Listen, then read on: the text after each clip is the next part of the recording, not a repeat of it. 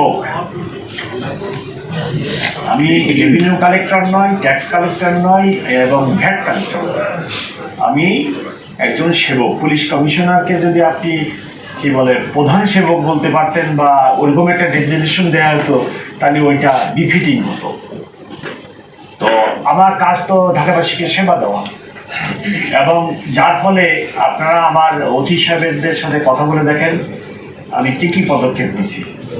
এক নম্বরে আমি বলছি যে, উদাহরণ দিয়ে বলছি যে আমার তেজগাঁ থানায় 500 মামলা হোক, জবাবদিহিতা আমার, আমি আমি আমি আমি জবাবদিহি দিব, জবাবদিহিতার আওতায় আসবো এবং আমি জবাবদিহি করব আমার কর্তৃপক্ষের কাছে কেন 500 মামলা হচ্ছে। জিডি হোক, ওসি সাহেবদেরকে বলছি কোনো ঘটনা যেন হাইড করা না হয়। যে ঘটনায় মামলা হওয়ার কথা অবশ্যই মামলা হবে, জিডি হওয়ার কথা অবশ্যই জিডি হবে। আরও একটি পদক্ষেপ আমি নিতে যাচ্ছি, 10 থেকে 15 দিনের ভিতরে এটা আমি কার্যকরী করব। সেটা হলো যে জিডি হওয়ার পরে যেখানে 48 ঘন্টা বা 72 ঘন্টার পরে পুলিশ ওই ঘটনাস্থলে বা ওই বিষয়টি তদন্তে যায়, সেখানে আমি 2 ঘন্টা বা 1 ঘন্টার ভিতরে যাতে আমার পুলিশ ওই ঘটনাস্থলে পৌঁছায়, সেই জন্য আমি নতুন লোক ঠিক করতেছি। আমার এই নতুন লোকজনকে অফিসারকে 1 সপ্তাহ ট্রেনিং দিয়ে আমি প্রতি থানায় পাঠাবো, যাতে করে এখন আপনি জিডি করলেন 1 ঘন্টা পরে বাইসাইকেল হোক আর মোটর বাইকে হোক আমার পুলিশ অফিসার আপনার কাছে যে বলবে যে কি ঘটনা হয়েছে। যদি ঘটনা কোনো মামলা নেওয়ার মতো ঘটনা হয়, আপনাকে থানায় নিয়ে আসবেন, নিয়ে এসে আপনার থেকে মামলা নেবেন। মামলা নিয়ে একজন আইও ঠিক হবে, আইও মামলার তদন্ত শুরু করবে। এই কাজটি আমি আগামী 10 থেকে 15 দিনের ভিতরে শুরু করবো ইনশাল্লাহ। এর উদ্দেশ্য আপনি থানায় যে জিডি করলেন এইটার রেসপন্স টাইমটাকে আমি কমায় আনতে চাই, যাতে আপনি ইমিডিয়েট 1-2 ঘন্টার ভিতরে একজন পুলিশ অফিসারকে সাথে সাক্ষাৎ পান এবং তার কাছে আপনি আপনার গ্রিভেন্সেস অভিযোগটা বলতে পারেন। এই ট্রাফিক অব্যবস্থাপনার শিকার হচ্ছেন। উত্তরা থেকে একজন মানুষকে বাংলাদেশের ব্যাংকের সামনে মতিঝিলে পৌঁছাতে 3 ঘন্টা 3.5 ঘন্টা সময় লাগে। আবার কর্মশেষে উনি যখন ফেরত যান আবার একই সময়। উনি কর্ম করবেন কখন? উনি তো রাস্তাতেই আছেন। 6 hours he or she is on the road। এবং ট্রাফিক যদি ঠিক হয়ে যেত উন্নত বিশ্বের মতে, আপনারা নিজেরাই পত্রিকায় লিখছেন 36,000 কোটি টাকা আমাদের জিডিপিতে যোগ। আমাদের কি পরিমাণ অপচয়, কি পরিমাণ ম্যান পাওয়ারের অপচয়, অকল্পনীয়।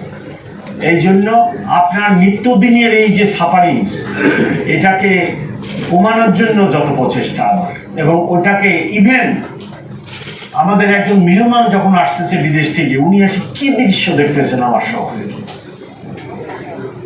কি ধারণা নিয়ে যাচ্ছেন, উনি কেন আমার এই দেশে বিনিয়োগ করবেন, যে দেশে উত্তরা থেকে মতিঝিল যেতে 3 hours লাগে। আমরা সবাই শুধু বিনিয়োগ করতেছি, বিনিয়োগের পরিবেশ সৃষ্টি করতে হবে। উনি 3 hours উত্তরা থেকে হোটেলে আসেন, মতিঝিলে যাবেন 3 hours, আবার হোটেলে ফিরবেন 3 hours। He is so tired. So traffic আমাদের focal point, mirror of the city. এই জন্য আমি ট্রাফিকের উপরে গুরুত্ব দিচ্ছি। আপনি যেটা বলছেন যে আরেকটা দিবস আছে, তার আগে 14 ডিসেম্বর আমরা 3টা নিয়ে কাজ করতেছি, এবং ছোটখাটো থ্রেড যদি থাকে সেটার জন্য তো আমাদের উৎসব তো থামিয়ে দেওয়া যাবে না। উৎসব 16 ডিসেম্বর, 31 ভিন্ন জিনিস, কিন্তু 16 ডিসেম্বর তো আমাদের নিজেদের। আপনি কি এটা বন্ধ করে দিতে চান? নিশ্চয় নয়। উদযাপন হবে, আমরা যথাযথ ব্যবস্থা নিই। কোর্স আমার তো টিভি ঢাকা মেট্রোপলিটন পুলিশের একটি ইউনিট, এর বাইরে ক্রাইম নিয়ে কাজ করে আমার 8টি ইউনিট।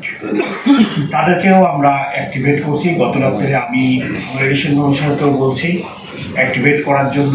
আর যদি ওই থানা ফাঁড়ি যদি কাজই না করবে, তাহলে জুলাই আগস্টের পরবর্তীতে যে অরাজকতা বা যে লুটপাট, যে ডাকাতি শুরু হয়েছিল, সেটা তো এখন বন্ধ আছে। নিশ্চয়ই থানা ফাঁড়ি কাজ করতেছে, নতুবা তো ওই পরিস্থিতি তো এখন নাই। ওই পরিস্থিতির একটা উত্তরোত্ত ঘটছে। সো আমি মনে করি যে তাদেরকেও আমরা অ্যাক্টিভেট করছি, কিন্তু ডিবি একটা স্পেশালাইজড কাজ করে, আমরা তাদেরকে দিয়ে সব কাজ করাই না। রুটিন পুলিশিং যেটা আমরা সেটা থানা ফাঁড়ি দিয়ে করাই, আর স্পেশাল যে কাজ আছে পুলিশের, সেই কাজটা আমরা ডিবিকে দিয়ে করাই। what we are doing. এটা আমার মুখে বলার দরকার আছে কিনা। তবে আমি একটা কথা বলি, no syndicate will work, no syndicate will work.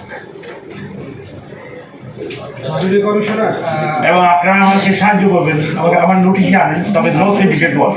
তবে অফিসার ইনচার্জরা আগের না, সব newly placed. I got your point. এটা আমি ভুলে গেছি পয়েন্টটা আমার বক্তব্য বলতে।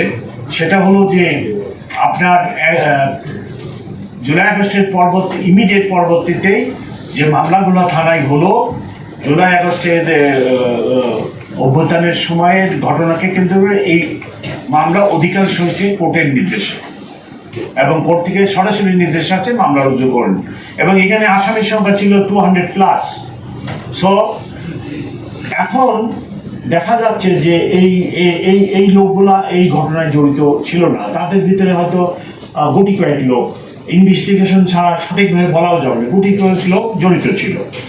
এখন বাস্তবে যেটা ঘটছে সেটা হলো যে ওই মামলার বাদী এই সকল আসামির কাছে যে টাকা চাচ্ছে। এবং আপনারা আজকে প্রথম আলো পত্রিকায় দেখেন, আমি কালকে বলছি ক্র্যাবের মিটিংয়ে, যে এই আসামিকেও ভয়ের কোনো কারণ নেই, তাদেরকে আমি অ্যারেস্ট করবো না। ইনভেস্টিগেশনে যাদের বিরুদ্ধে ইনভলভমেন্টের সাক্ষী সবুত আসবে, আমরা শুধু তাদের বিরুদ্ধে ব্যবস্থা নিব। এই 200 আসামিকে অ্যারেস্ট করার কোনো সুযোগ নেই।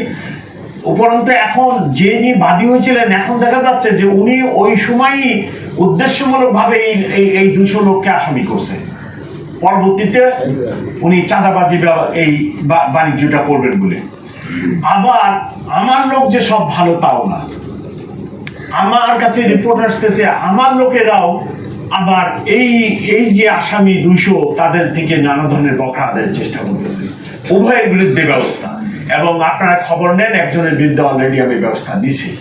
এই অবস্থায় খবরটা আপনারা দিয়ে দেখেন, একজনের বিরুদ্ধে গতকালকে বিকেলে আমি অলরেডি ব্যবস্থা নিচ্ছি, যিনি আমার লোক এই কাজে লিপ্ত ছিল। আই হ্যাভ টেকেন অ্যাকশন, আমি বসে থাকবো না। আমার লোক আর যিনি এই ধরনের বাণিজ্যে লিপ্ত হবেন, শক্ত হাতে ব্যবস্থা।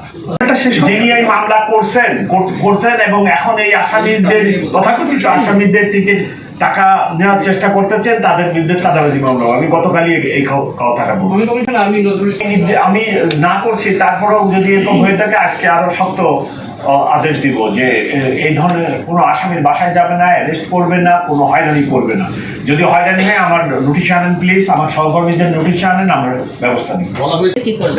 ওনারা করেন না, ট্রাফিক সচেতনতার অভাব।